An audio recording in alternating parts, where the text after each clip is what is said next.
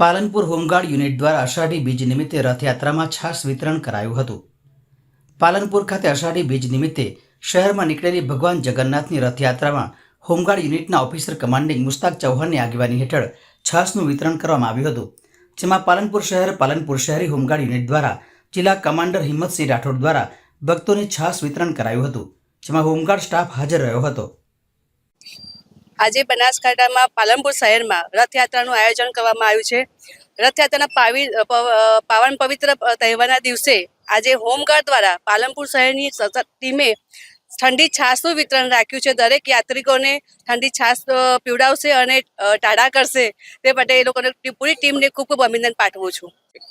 આજે રથયાત્રા દિવસે પાલનપુર શહેરી યુનિટ હોમગાર્ડ દ્વારા અમારા જિલ્લા કમાન્ડન્ટ શ્રી હિંમતસિંહ રાઠોડ સાહેબની આગેવાની હેઠળ અમે એક છાશ વિતરણનો પ્રોગ્રામ રાખેલ છે।